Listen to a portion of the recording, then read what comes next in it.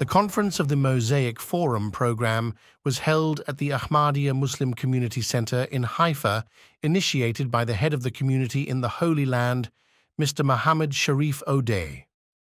The event brought together public figures, local and regional leaders, religious, cultural, and media figures to discuss the deep social crisis in Israeli society and to develop a comprehensive strategy to build trust, enhance stability, and security in the country.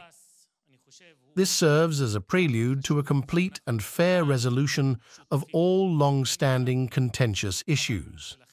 At the beginning of the conference, the Amir Mohammed Sharif delivered a welcoming speech, greeting the participants and outlining the current situation. He emphasized his role as a Muslim religious figure in this society and stressed the importance of building trust among all the mosaic stones of the country. He also provided a profound analysis of the state of Israeli society, highlighting its tensions, polarization, and divisions. In his speech, he also outlined the main features of a roadmap aimed at renewing the spirit of the community and its approaches to dealing with others and with emerging challenges.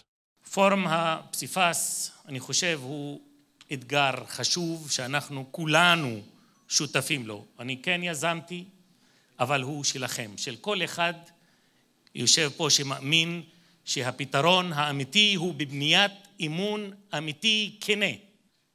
תכונת הנחמה, חבר'ה, הינה צורך בסיסי לאנושיות האדם. אם אנחנו רוצים לבנות אמון אמיתי כנה, חמלה ונחמה לכל בני האדם. אם אנחנו מאבדים את התכונה הזאת, הבן אדם לאט לאט נהפך לחיית טרף. This conference was organized in coordination and partnership with the Interfaith Encounter Association at the University of Haifa and its president, Professor Uriel Simonson, who opened the event as a moderator and facilitator. פורום פסיפס מבקש לאפשר לאנשים להחזיק בהסתכלות מורכבת על המציאות. הסתכלות שהיא לא בינארית, הסתכלות שהיא לא שחור ולבן, של טוב ורע, של משחק סכום אפס, אלא להבין שיש מנעד ויש גוונים ויש סוגים שונים, והם כולם באים מבני אדם, כפי שהאמיר היטיב לתאר בפתח הדברים. The attendees were later divided into 5 professional groups: teachers, academics, journalists, businessmen, and religious figures.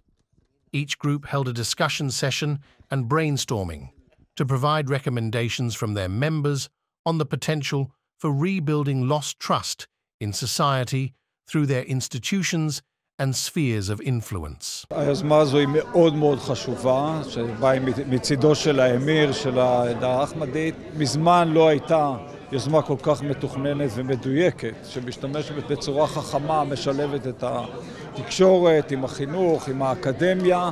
יש לזה ערך בלתי רגיל שצריך לחזק אותו ולהפיץ בכל החברה. هذا التوقيت الصحيح واللازم في أن يجتمع جميع الأطراف ليؤكدوا أننا يعني في نهاية المطاف شعب واحد ومصير واحد. אני חושבת שמחיפה יכולה לצאת הבשורה, ובטח מהמסגד של הקהילה האחמדית שמובילה את הקו של השלום והפיוס והאחווה בין כל בני האדם.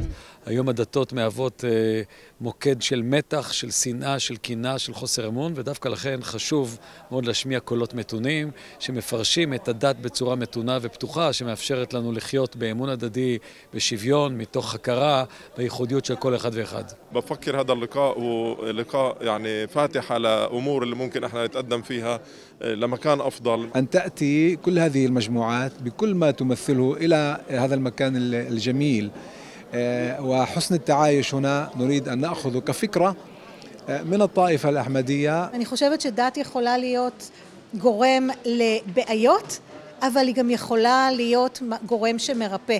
ואם אנחנו נלמד את הדרך לדבר אחד עם השני, אני חושבת שאנחנו יכולים לעשות הרבה דברים ולהשפיע על החברה הישראלית.